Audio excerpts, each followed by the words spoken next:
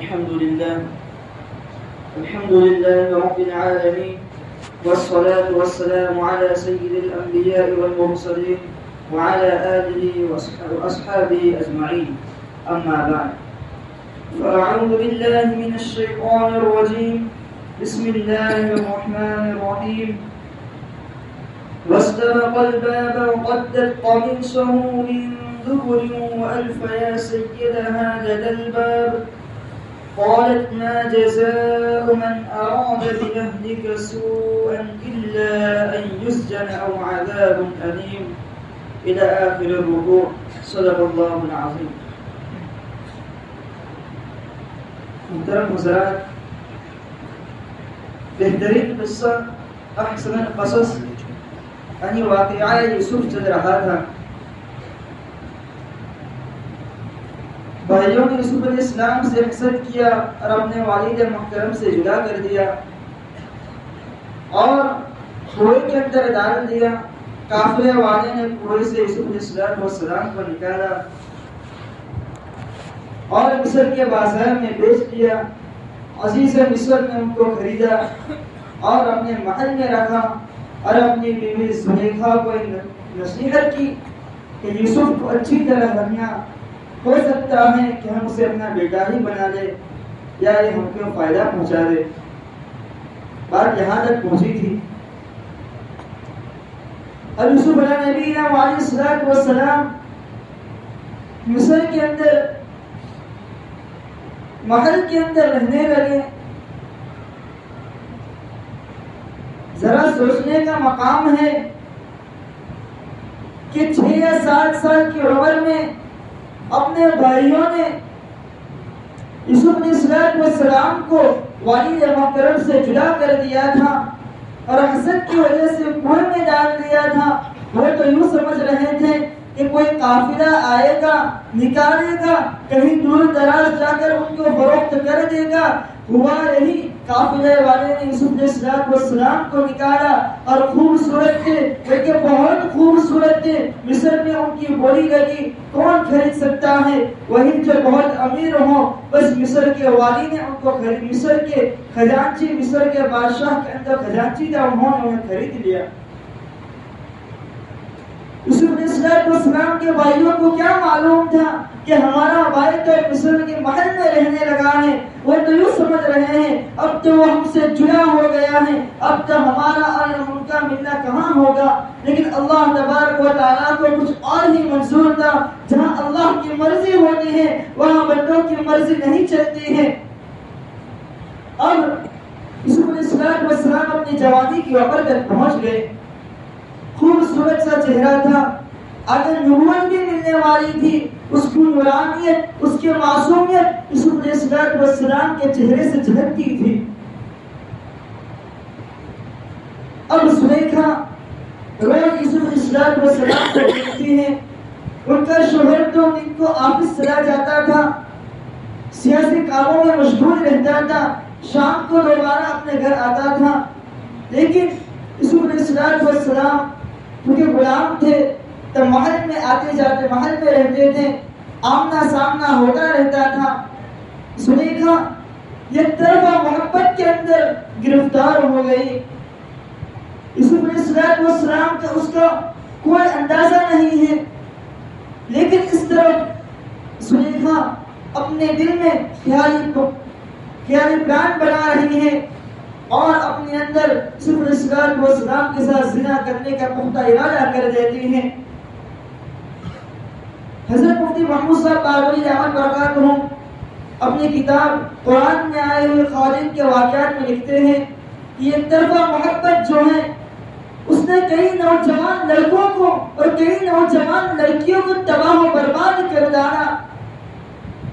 بعض مرتبہ ایسا ہوتا ہے لڑکے لڑکیوں کی محبت میں گرفتار ہو جاتے ہیں، لڑکیوں کو تو معلوم بھی نہیں ہوتا اور اپنے اندر دل کے اندر اس خیالات کو پکڑتا رہتا ہے اور جلتا رہتا ہے، اپنی حالت بھی بگاڑتا ہے، حالانکہ سامنے والا کو اس کا معلوم نہیں ہوتا. اور کبھی اس کے برعکس ہوتا ہے، کوئی لڑکی لڑکے کی محبت میں گرفتار ہو جاتی ہے، حالانکہ جو حرام محبت محبت ہے، نامحرم کی محبت ہے، لیکن اسی کے اندر اپنے آپ کو گوا دیتی ہے، اسی کی محبت میں اپنے آپ کو کھو دیتی ہے اور اپنی دنیا بھی برباد کر دیتی ہے، اور کبھی کبھی تو اپنی آخرت بھی برباد کر دیا کرتی ہے۔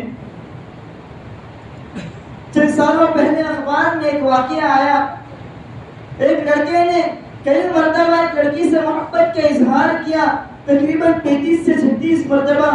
لڑکی نے ہر مرتبہ نفی اور منع میں جواب دیا۔ ایک مرتبہ لڑکی کو غصہ آیا، اس نے لڑکی کو 36 اور 35 جو کھنجر مارے اور اس کو وہیں کے وہیں مار ڈالا۔ یہ نشہ ہے جو شیطانی نشہ ہے، جو انسان کے اوپر جب سوار ہو جاتا ہے، نوجوان کے اوپر جب سوار ہو جاتا ہے تو کسی کی بات نہیں مانتا، وہ والدین کی بات نہیں مانتا، وہ اپنے بڑے بزرگ کی بات نہیں مانتا، وہ اللہ کے ولی کی بات نہیں مانتا، بلکہ اس کے اندر وہ شہوت ایسی گھس جاتی ہے۔ بس زلیخا کا حال بھی کچھ ایسا ہی تھا، اس نے پختہ ارادہ کر لیا تھا۔ ایک مرتبہ اس نے موقع دیکھ کر اپنے کمرے کو سنوارا، اپنے بستر کو سنوارا، کیونکہ اس کا محل کے درمیان کے اندر اس کا کمرہ تھا۔ اس کے کمرے سے پہلے دوسرے بہت سارے کمرے تھے، اس نے تمام کمرے کو یوسف علیہ السلام کو کسی بہانے، کسی چیز دینے کے بہانے اپنے کمرے میں بھیجا، اور وہ پیچھے آئی، اور راستے کے اندر جتنے کمرے پڑتے تھے تمام کے اندر تالا لگاتی ہوئی آئی۔ آخر میں اپنے کمرے میں آئی اور کمرے کو تالا لگا دیا۔ یوسف علیہ السلام یہ دیکھ رہے ہیں کہ عورت کیا کر رہی ہے۔ یوسف علیہ السلام خوبصورت، ایک طرف یوسف علیہ السلام کی جوانی ہے، خوبصورت چہرہ ہے، معصومیت ہے، اور بہت نوجوان۔ نبیوں کے اندر جنتی کئی مردوں کی قوت ہوتی ہے جو عام انسانوں کے مقابلے میں بہت زیادہ ہوا کرتی ہے۔ اب اس نے پھسلانے کی کوشش کی اور کہا، ارے یوسف، تمہارے بال بڑے خوبصورت ہیں، ذرا ہلا تو دیکھیے، شیطان نے کیسی پٹی چڑھائی۔ ارے یوسف، تمہارے بال بڑے خوبصورت ہیں۔ یوسف علیہ السلام نے کہا، چونکہ یوسف علیہ السلام کے دل میں اللہ کا خوف تھا، اللہ کا ڈر تھا، خشیت الہی تھی، آخرت کی فکر تھی، فوراً جواب دیا کہ یہ بال جب میں قبر میں جاؤں گا تو کھوپڑی سے یہی الگ ہو جائیں گے، قبر کی گرمی کی وجہ سے یہی بال تو الگ ہو جایا کرتے ہیں کھوپڑی سے۔ اس نے دیکھا میرا یہ تیر تو نشانے پر نہیں گیا، فوراً دوسرا تیر مارا اور کہا، ارے یوسف، تمہاری آنکھیں بڑی خوبصورت ہیں۔ یوسف علیہ السلام نے فوراً کہا، یہی آنکھیں جو پانی بن کر بہہ جائے گی جب قبر میں مجھے رکھا جائے گا۔ دیکھا دوسرا تیر بھی نشانے پر نہیں لگا، کہنے لگے تمہارا رخسار، تمہارا چہرہ بڑا خوبصورت ہے، کہنے لگے یہ بھی مٹی ہو جانے والا ہے۔ دیکھا کہ ایسے تو بات نہیں بننے والی، وہ بھی جانتی تھی کوئی عام شخص نہیں، کوئی عام غلام نہیں، لیکن شیطان نے ایسا اس کی شیطان ایسا مسلط ہو گیا تھا۔ اب اس نے فوراً یوسف علیہ السلام کو کہا کہ یوسف جلدی سے آ جاؤ، میرے ساتھ یعنی زنا کر لو، جلدی سے میرے شہوت کو بجھا دو۔ یوسف علیہ السلام نے کہا، کون؟ معاذ اللہ۔ اور یوسف علیہ السلام نے کہا، معاذ اللہ، اللہ کی پناہ، تو جس چیز کے جس کام کا کرنے کی مجھے دعوت دیتی ہے میں اس اللہ کی پناہ مانگتا ہوں، اس کام سے میں اللہ کی پناہ میں آتا ہوں، میں اللہ کی حفاظت کے اندر آتا ہوں۔ اب اس کمرے کے اندر ایک بت رکھا ہوا تھا، زلیخا اس کو اپنا معبود مانتی تھی، اس نے اس بت کے اوپر ایک چادر لٹکا دی، اس کو چھپا دیا۔ یوسف السلام نے کہا، یہ زلیخا تم نے کیا کیا؟ میرے بت ہے، جو شرم آتی ہے کہ میں ایسا کام میرے معبود کے سامنے کروں۔ یوسف السلام نے کہا، ارے تو اپنے معبود کے سامنے ایسا کام کرنے کو ہچکچاتی ہے؟ میرا معبود، میرا اللہ تو کسی پردے کا محتاج نہیں، وہ تو ہر جگہ دیکھتا ہے۔ اب یوسف علیہ السلام کی بڑی آزمائش تھی، روایتوں میں آتا ہے کہ یوسف علیہ السلام کی نظر چھت کے اوپر پڑی تو انہوں نے دیکھا والد محترم یعقوب علیہ السلام کا چہرہ کہ اپنے ہاتھوں کو اپنی ہاتھوں کی انگلیوں کو دانتوں میں دبائے ہوئے تھے. انسان اپنی انگلیوں کو دانتوں میں تب دباتا ہے جب بڑا فکر مند ہوتا ہے, جب ٹینشن میں ہوتا ہے, پھر اپنی انگلیوں کو دانتوں میں دبا دیتا ہے. یعقوب علیہ السلام اپنی انگلیوں کو دانتوں میں دبائے ہوئے تھے, کیوں کہہ رہے تھے بیٹے یوسف اس کام سے باز آ جانا, یہ کام مت کرنا. بعض روایتوں میں آتا ہے یوسف علیہ السلام کو اوپر کلام اللہ پاک کی ایک آیت نظر آئی, لا تقربوا الزنا انه كان فاحشا وساء سبيلا. زنا کے قریب بھی مت جاؤ, یہ تو بے حیائی ہے, یہ تو فحش کام ہے, یہ تو برائی والا کام ہے, اور زنا تو برا راستہ ہے. وساء سبیلا, یہ تو بہت برا راستہ ہے. حالانکہ اس وقت قرآن نازل نہیں ہوا تھا, لیکن اللہ تبارک و تعالیٰ نے وہ آیت کریمہ چھت پر یوسف علیہ السلام کو دکھا دی. بعض روایتوں میں آتا ہے عزیز مصر یعنی کہ زلیخا کا شوہر وہاں نظر آیا. وہ تو حضرت یوسف علیہ السلام نے کہا اے زلیخا دیکھ تیرے شوہر کو میں امانت میں خیانت کیسے کر سکتا ہوں, اس کا تو مجھ پر بڑا احسان ہے. لیکن زلیخا تو یوسف پر فریفتہ تھی, اس نے پختہ ارادہ کر ہی لیا تھا کہ مجھے یوسف کے ساتھ یہ برائی والا کام کرنا ہی کرنا ہے. اب یوسف علیہ السلام وہاں بیٹھے نہیں رہے کہ اب تو کوئی چارہ کار نہیں ہے, اب تو میں پھنس چکا ہوں, لیکن حتی الامکان کوشش کی اور کہ میں اس کام سے بچ جاؤں, اس برے کام سے بچ جاؤں, اور اس سے بچنے کے لیے اس دروازے کی طرف دوڑے جہاں تالا لگا ہوا تھا. ظاہر میں تو تالا لگا ہوا ہے لیکن پھر بھی دوڑ رہے ہیں. انسان کو گناہوں سے بچنے کے لیے اپنی بھرپور کوشش کرنی چاہیے. انسان اپنی بھرپور کوشش کرے گا, پختہ ارادہ کرے گا کہ میں گناہ سے اللہ سے پختہ ارادہ کرے, یقیناً اللہ تبارک و تعالیٰ کوئی نہ کوئی راستہ ضرور نکال دیتا ہے. یوسف علیہ السلام اس دروازے کی طرف دوڑے, بس وہاں پہنچنا تھا, وہ تالا ٹوٹتا ہے, دروازہ کھلتا ہے, یوسف اس دروازے سے آگے نکل جاتے ہیں. لیکن ابھی بھی زلیخا کے اوپر بھوت سوار تھا, شیطان سوار تھا, اور پیچھے پیچھے دوڑتے ہیں. یوسف علیہ السلام آگے آگے بھاگ رہے ہیں کہ اس گناہ سے بچ جاؤں, کہ ایسا نہ ہو میں اس گناہ میں مبتلا ہو جاؤں, میں اللہ کا نافرمان بن جاؤں, اور امی عزیز مصر اس نے مجھے اچھی طرح رکھا, میں اس کے امانت میں خیانت کرنے والا بن جاؤں. آگے بھاگے, دروازے کھلتے گئے, لیکن جیوں ہوا عزیز مصر کی بیوی زلیخا نے یوسف علیہ السلام کا کرتے کو پکڑ لیا, اور یوسف علیہ السلام بھاگے تو کرتا پھٹ گیا. اب جب آگے دیکھتے ہیں تو عزیز مصر وہی سامنے کھڑا ہے, اس نے دیکھا یوسف آ رہے ہیں, زلیخا پیچھے آ رہی ہے, کیا منظر ہے. دونوں سہم گئے. یوسف علیہ السلام چاہتے تھے کہ عزیز مصر کے سامنے اس کی بیوی کی برائی بیان نہ کرو. شریف آدمی یہی چاہتا ہے کہ کسی کے عیب کو بیان نہ کیا جائے, اس کو چھپایا جائے. حدیث میں بھی آتا ہے من ستر مسلما سترہ اللہ یوم القیامہ, جو شخص لوگوں کی عیب کے اوپر پردہ پوشی کرے گا, اللہ تبارک و تعالیٰ قیامت کے دن اس کے عیب پر, اس کے گناہوں پر پردہ پوشی کر دے گا. لیکن عورتیں بڑی مکار ہوتی ہیں, عورتیں بڑی مکار ہوتی ہیں, بڑی چالاک ہوتی ہیں, بڑی پروپیگنڈا کرنے والی ہوتی ہیں.